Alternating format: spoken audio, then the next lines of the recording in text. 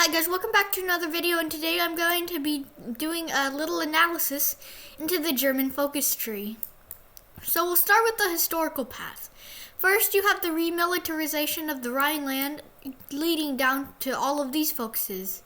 Now what you want to do is you want to have a quick rearmament, which is easier said than done, but it can be done.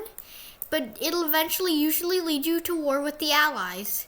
This is what all of these focuses are for. You can influence them, or you could just, invade them like what the Germans did historically.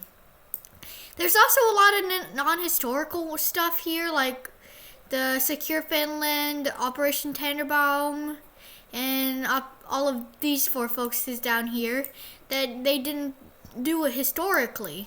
And if you want to just follow historical, just do the 4-year plan, which is this whole section over here. Because it leads to quick rearmament with the MIFO bills, which is kind of terrible if you have it long enough and can't solve it. But you also have the Army path, the Air Force path, the Navy path too, along with that. And then you also have the Führerprinzip, which just points the inner circle for Hitler, and it gives him some stats. Now we have the non-historical side, or Rally the Wehrmacht. Let's look at the proletarian revolution part first. So this is for the both, and then you have the Spartacus League here, which basically just makes you puppet all of Europe, and then you you can usually just move on with it.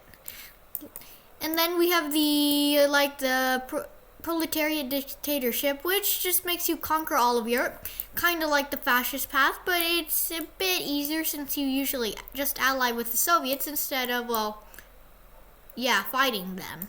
Operation Barbarossa. Now let's move on to the monarchist path, which I think is the biggest path with combining these two, because look at all of this. Also, for the non-historical, there's also a non-historical economy branch. This whole, little branch thingy here. This is the prioritize economic growth, and you just get rid of your MIFO bills and grow slowly instead of the full, fast growth like what you do in the 4-year plan in Anschluss, and then you go conquer Europe if you win the war. Also, for the monarchist path, we have the revive the Kaiserreich, which leads down to the Wellpolitik, and then you can go reject the Locarno Treaty. And then you also have Wellpolitik here, where you can choose to go against the British and the French, or you can ally the British and maybe hurt the French nation. Also here we have the Sea to the Eastern and restore Brest-Litovsk. Brest-Litovsk is the more aggressive one. So when you're doing monarchist, you probably should do it instead of seeing to the Eastern Front, which is more peaceful. If you don't feel like fighting wars, then sure, do see to the Eastern Front. But if you want to fight wars, sure, you just go for this. The Allies might guarantee it, but you should have enough to build up to combat them for the next few years. All these 3 of these extra branches are actually for both of these sides. And so then we have Middle Europa, which is just a faction you can form. And if you're monarchist, you probably go down this side where you get Austria, Hungary, and Italy back as allies, along with Turkey if you do it correctly. Or when you're democratic, you normally do both of these parts of the focus tree here. And then you actually you integrate Austria, align Czechoslovakia, and then you can get all the minor little nations in Europe in your faction. And since you get all of these things, you can invite them to your faction.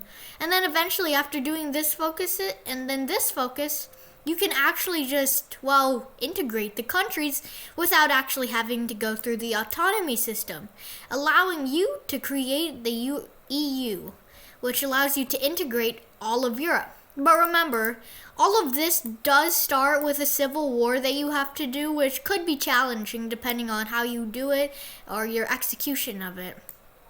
Also, the democratic path of this. The democratic path of it is pretty small, and it doesn't really give you any good stats. Unless you just want to, rectify you into the French things. You could actually get your colonies back if you appease both the French and the British. along with getting good research speed, and you can go down the political side of the democratic path. Now, out of all of these, the one I usually recommend is the democratic path because you want to form the EU, obviously. And so I'd recommend it out of all of them, just so that you know, but you have to fight a civil war, which can be difficult. Bye, see you in the next video.